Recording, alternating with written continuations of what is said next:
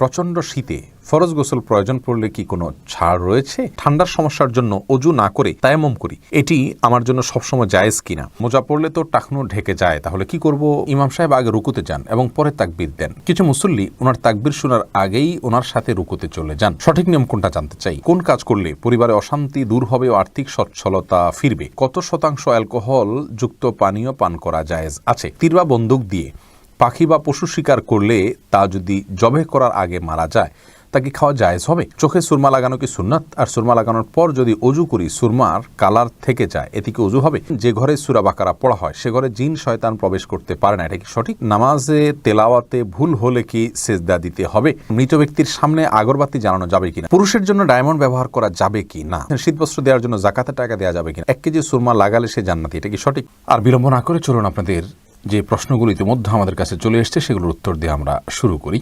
তাসনিন, আপনি জানতে চেয়েছেন ঠান্ডার সমস্যার জন্য অজু না করে তায়াম্মুম করি, এটি আমার জন্য সবসময় জায়েজ কিনা? বোন মাহবুবা, যদি আপনার ঠান্ডা এতই মারাত্মক হয় যে আপনি ঠান্ডা পানি ব্যবহার করলেই আপনার প্রচণ্ড রকমের অসুস্থ হয়ে পড়েন, গরম পানি করবার কোনো বিকল্প ব্যবস্থা নাই, তাহলে সেক্ষেত্রে আপনি তায়াম্মুম করে সালাত আদায় করতে পারবেন। আর যদি ঠান্ডা পানি ব্যবহার করলে সামান্য একটু অসুবিধা হয় তাহলে তার কারণে আপনি তায়াম্মুম করতে পারবেন না। আর যদি গরম পানির ব্যবস্থাও থাকে আর সেটা ব্যবহার করলে আপনার অসুবিধা খুব বেশি না হয় তাহলেও আপনি তায়াম্মুম করে সালাত আদায় করতে পারবেন না। এমনি এসিও পলাশ জানতে চেয়েছেন, মোজা পড়লে তো টাকনু ঢেকে যায়, তাহলে কি করব? ভাই পলাশ, মোজার জন্য এই বিধান নয়। জুতা মোজা এগুলো তো টাকনুর নিচেই থাকবে, সেটাই স্বাভাবিক। যেগুলো উপরের পোশাক সেগুলো যদি নিচে যায় তাহলে সেক্ষেত্রে সেটি নিষেধাজ্ঞা। আর যেটি নিচেরই পোশাক, টাকনুর নিচের অংশ ঢাকার জন্যই মোজা, যার কারণে সেটি নিষিদ্ধ নয়। আর এই জন্য রাসূল আকরাম সাল্লাল্লাহু আলাইহি ওয়াসাল্লাম হাদিসে লুঙ্গি এবং এ জাতীয় শব্দ, চাদর, এই সমস্ত শব্দগুলো আসছে কারণ এগুলো উপরের পোশাক, মূলত নিচের পোশাক নয়। উপরের পোশাকটা নিচে চলে গেলে সেটি দূষণীয়, আর যেটা পোশাকটাই নিচের সেটা নিচে রাখলে কোনো অসুবিধা নেই। গাজী মামুন জানতে চেয়েছেন, ইমাম সাহেব আগে রুকুতে যান এবং পরে তাকবীর দেন। কিছু মুসল্লি ওনার তাকবীর শোনার আগেই ওনার সাথে রুকুতে চলে যান। সঠিক নিয়ম কোনটা জানতে চাই। ইমাম সাহেব যে কাজটি করছেন সেটি ভুল কাজ। মূলত আমরা যখন রুকুতে যাব, দুটি মত রয়েছে অনেক ওলামাদের মধ্যে, যেতে যেতেই আমরা তাকবীর বলবো, আরেকটা মত হলো যে আমরা রুকুতে ঝুঁকেই তাকবীর বলবো। তো মুসল্লিদের সর্বাবস্থায় ইমামের তাকবীর বলার পর তাকে রুকুতে যেতে হবে, ইমাম সাহেবের তাকবীর বলার আগে রুকুতে যাওয়া উচিত নয়, এটি ভুল। নাহিদ নোমান জানতে চেয়েছেন, কোন কাজ করলে পরিবারে অশান্তি দূর হবে ও আর্থিক সচ্ছলতা ফিরবে? এর জন্য আপনাকে আমি পরামর্শ দেব দুটি কাজ সবচেয়ে গুরুত্বের সাথে করার। এক হলো দুরূদ শরীফ, আর একটা হলো ইস্তেগফার। এই দুটি জিনিস আপনি বেশি বেশি করে পাঠ করবেন। রাসূল আকরাম সাল্লাল্লাহু আলাইহি ওয়াসাল্লামের হাদিস থেকে বোঝা যায় দুরূদ এটা বেশি বেশি করে পাঠ করলে মানুষের বিপদ আপদ দূর হয়, পেরেশানি থেকে আল্লাহ তাআলা মুক্তি নসিব করেন। ইস্তেগফার ক্ষেত্রে আল্লাহ তাআলা বলেছেন সূরা নূহের মধ্যে, ফাকুলতু আস্তাগফিরু রাব্বাকুম ইন্নাহু কানা গাফফারা ইউরসিলিস সামা আলাইকুম মিদরারা ওয়া ইউমদিদুকুম বিআমওয়ালিন ওয়া বানিন ওয়া ইয়াজআল লাকুম জান্নাতিন ওয়া ইয়াজআল লাকুম আনহারা। আয়াতগুলোর আলোকে অনেক মুফাসসিরিন ইকরাম, অনেক উলামায়ে ইকরাম বলেছেন যে ইস্তেগফার বেশি বেশি করলে আল্লাহ তাআলা রিজিক বৃদ্ধি করেন এবং মানুষের রিজিকের অনটন দূর করেন। অতএব এই দুটি আপনি নিয়মিত করবেন, সেই সাথে আপনি খুব সিরিয়াসনেসের সাথে হালাল উপার্জনের জন্য চেষ্টা করে যাবেন। আল্লাহ তাআলা আপনার সমস্যাকে দূর করে দিন। বজলুর রশিদ হীরা জানতে চেয়েছেন, কত শতাংশ অ্যালকোহল যুক্ত পানীয় পান করা জায়েজ আছে? দেখুন, অ্যালকোহল যুক্ত পানীয় পান করা জায়েজ নেই। মাহাররামা কাসীরুহু ফাকালিলুহু হারাম, যেটি বেশি পরিমাণে পান করা হারাম সেটার অল্প পরিমাণে পান করাও হারাম।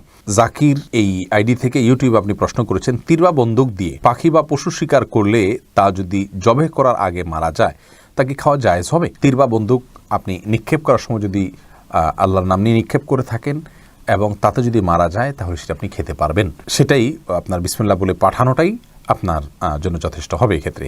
ইফরাত আপনি আইডি থেকে জানতে চেয়েছেন, চোখে সুরমা লাগানো কি সুন্নাত? আর সুরমা লাগানোর পর যদি অজু করি সুরমার কালার থেকে যায়, এতে কি অজু হবে? আপনার শেষ প্রশ্ন উত্তর আগে দিই। সুরমার কালার যদি চোখে থেকে যায় অজু করার পরেও তাহলে তাতে অজু হয়ে যাবে, কোনো অসুবিধা নেই। আর চুরমা লাগানো সুন্নাত, জি সুরমা লাগানো সুন্নাত। সুরমা যেন অরিজিনাল হয়, স্বাস্থ্যসম্মত হয়, ক্ষতির কারণ না হয়, সেদিকটা খেয়াল করা উচিত। তবে সুরমা লাগানো সুন্নাত। রাসূল আকরাম সাল্লাল্লাহু আলাইহি ওয়াসাল্লামের হাদিসে সুরমা লাগানোর কথা স্পষ্টভাবে বর্ণিত হয়েছে। এরপরে মুজাহিদুল ইসলাম শওকাত আপনি জানতে চেয়েছেন, যে ঘরে সূরা বাকারা পড়া হয় সে ঘরে জিন শয়তান প্রবেশ করতে পারে না, এটা কি সঠিক? যদি সঠিক হয় তবে সূরা বাকারা কতটুকু পড়তে হবে? ভাই মুজাহিদুল ইসলাম, এটা সঠিক এবং এ সম্পর্কে রাসূল আকরাম সাল্লাল্লাহু আলাইহি ওয়াসাল্লামের স্পষ্ট হাদিস রয়েছে। সূরা বাকারা যদি তেলাওয়াত করা হয় কোনো বাসায়, সেখানে জিন শয়তান প্রবেশ করে না। এক্ষেত্রে কতটুকু তেলাওয়াত করবেন? এর উত্তর হলো যে আপনি তেলাওয়াত করতে থাকবেন শুরু থেকে শেষ পর্যন্ত, কোনো লিমিটেশন নাই যে এত আয়াত পড়বেন। যত বেশি পড়বেন, বারবার পড়তে থাকবেন, নিজে পড়তে না পারলে তেলাওয়াত, রেকর্ডকৃত তেলাওয়াত চালু করে রাখবেন। যদি অনেক উলামা একরাম সেটিকে যথেষ্ট নয় বলেছেন, কিন্তু আমরা দেখেছি রেকর্ডকৃত তেলাওয়াত চালু করে রাখলেও বাসা বাড়িতে জিনের উপদ্রব কমে যায়, মানুষ অনেকটা সুরক্ষিত হয়ে যায় আলহামদুলিল্লাহ। এরপরে আব্দুল্লাহ মাহমুদ জানতে চেয়েছেন ইউটিউব চ্যানেলে, নামাজে তেলাওয়াতে ভুল হলে কি সেজদা দিতে হবে? নামাজে যদি তেলাওয়াতে ভুল হয় তাহলে সেজদা দেওয়ার ব্যাপার নাই। আপনার ভুলটা হয় অর্থ বিকৃত হওয়ার পর্যায়ের ভুল হবে না, তাহলে তো কোনো অসুবিধাই নেই। আর যদি অর্থ বিকৃত হওয়ার মতো ভুল হয় সেক্ষেত্রে আপনি 3 আয়াত বা যতটুকু না পড়লে নয় এতটুকু পড়ে ফেলেছেন, তারপরে যদি ভুল হয় তাহলে ইনশাআল্লাহ সেখানে আপনার সালাত হয়ে যাবে। কোনো কোনো ক্ষেত্রে অর্থ বিকৃত হওয়ার মতো ভুল যদি হয় তাহলে সেক্ষেত্রে আপনার সালাত হবেই না, সেজদা সাহুতে এটি কুলাবে না। নুসরাত জাহান ইমু আপনি জানতে চেয়েছেন মৃত ব্যক্তির সামনে আগরবাতি জ্বালানো যাবে কিনা। দেখুন, আগরবাতি মূলত জ্বালানোর নির্দেশ হলো সুঘ্রাণের জন্য, অতএব মৃত ব্যক্তিকে রেখেছেন, তার দেহ থেকে কোনো দুর্গন্ধ আসতে পারে, সেই জায়গা থেকে আপনি সুঘ্রাণ যুক্ত কোনো কিছু ব্যবহার করতেই পারেন, আগরবাতি জ্বালাতেই পারেন। এছাড়া মসজিদে আগরবাতি জ্বালানোর কথা মুরাদুল্লাহ তাআলা বলেছেন। ইমানদারের বাসা বাড়িতে আগরবাতি অথবা ধূপের আপনার ধোঁয়া এটা প্রজ্বলন করা হবে সুঘ্রাণের জন্য, এটি ভালো, এটি খারাপ কোনো কাজ নয়, তবে মৃত ব্যক্তির জন্য করতেই হবে এমন কোনো বিষয় নয়। এরপরে মাসুদ আল হাসান মুন আপনি জানতে চেয়েছেন পুরুষের জন্য ডায়মন্ড ব্যবহার করা যাবে কি না। ভাই মাসুম, পুরুষের জন্য ডায়মন্ড ব্যবহার করার পরে কোনো নিষেধাজ্ঞা কোনো হাদিসে আসেনি। সোনার ব্যাপারে, স্বর্ণের ব্যাপারে নিষেধাজ্ঞা রয়েছে, রূপা ব্যবহার করতে পারবেন পুরুষ। ডায়মন্ডের ব্যাপারে যেহেতু কোনো নিষেধাজ্ঞা আসেনি, অতএব ডায়মন্ড ব্যবহার করতে পারবেন। আল্লাহু আ'লাম বিসওয়াব। হেলাল রহমান জানতে চেয়েছেন শীত বস্ত্র দেওয়ার জন্য জাকাতের টাকা দেওয়া যাবে কি। কোনো গরিব অভাবী মানুষকে আপনি জাকাতের টাকা থেকে শীত বস্ত্র কিনে দিতে পারেন যদি তিনি জাকাত খাওয়ার মতো হকদার হন এবং শীত বস্ত্রের প্রয়োজন তার হয়। এরপরে বোন সাদিয়া ইসলাম জানতে চেয়েছেন লোকমুখে শুনেছি জীবদ্দশায় 1 কেজি সুরমা লাগালে সে জান্নাতি, এটা কি সঠিক? না বোন, এরকম কোনো কথা নেই যে 1 কেজি পরিমাণ সুরমা লাগালে সে জান্নাতি হবে। তবে হ্যাঁ, মৌলিকভাবে সুরমা লাগানো রাসূল আকরাম সাল্লাল্লাহু আলাইহি ওয়াসাল্লামের সুন্নাহ এবং সে বিষয়ে নবী সাল্লাল্লাহু আলাইহি ওয়াসাল্লামের সুস্পষ্ট নির্দেশনা রয়েছে। আমরা সুরমা লাগাবো আমাদের সাধ্য অনুযায়ী, তবে 1 কেজি পরিমাণ লাগাতে হবে এমন কোনো কথা নেই, এটি মন গড়া কথা। এরপরে রাশিদুল ইসলাম শান্ত জানতে চেয়েছেন প্রচণ্ড শীতে ফরজ গোসল প্রয়োজন পড়লে কি কোনো ছাড় রয়েছে?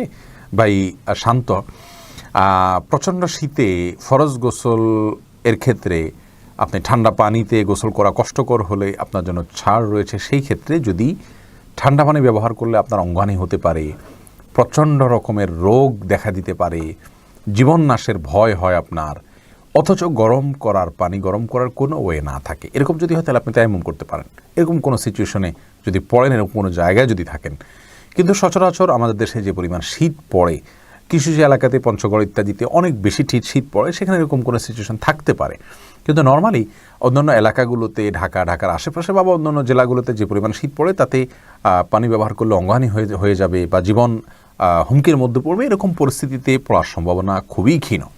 সেই জায়গা থেকে এটি আমাদের জন্য করা জায়েজ হবে না, অর্থাৎ তায়াম্মুম করে নামাজ আদায় করা জায়েজ হবে না, গোসলই করতে হবে। আর গরম পানির ব্যবস্থা কম বেশ প্রায় বেশিরভাগ জায়গায় আজকাল থাকে, একটু কষ্ট হয়, হয়তো একটু বিব্রতকর পরিস্থিতিতে পড়তে হয়, অন্যরা জেনে যাবে, তাতে কি, আমার তো আল্লাহ তাআলার ফরজ নির্দেশ পালন করতে হবে, যার কারণে এটি আর অবহেলা করা যাবে না।